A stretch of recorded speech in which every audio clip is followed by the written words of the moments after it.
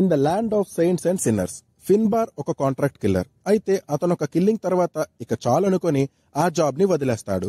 అయితే కొన్ని అనుకోని సిచ్యువేషన్స్ వల్ల ఫిన్బార్ కర్టిస్ జూన్ అనే అతన్ని చంపాల్సి వస్తుంది.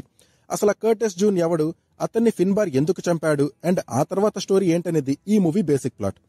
ఈ స్టోరీ అండ్ ఆ టైటిల్ విన్నాక ఇదేదో మంచి యాక్షన్ థ్రిల్లర్ లా అనిపించిందా?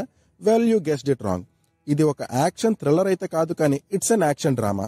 నా వరకు it's a decent action drama supported by a very good performances.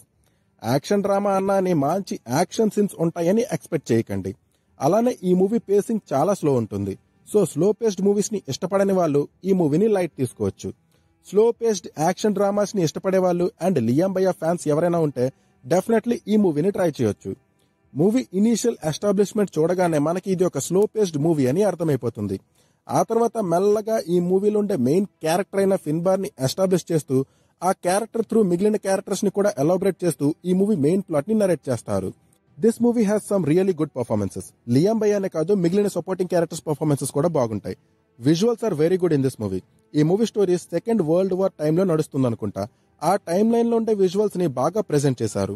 Camera work, cinematography are very good in this movie. Character development was good. అయితే మూవీ స్టార్ట్ నుంచి end వరకు నరేషన్ స్లోగానే ఉంటుంది.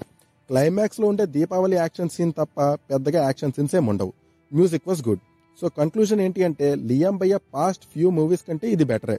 స్లో పేస్డ్ యాక్షన్ డ్రామాని చూడాలి అనుకునే వాళ్ళు ఈ మూవీని ఓసారికి ట్రై చేయొచ్చు. ఒకవేళ మీరు మంచి action scenes, racy screen play and gripping narration ని ఎక్స్పెక్ట్ చేస్తే మాత్రం ఈ మూవీని లైట్ తీసుకోవచ్చు.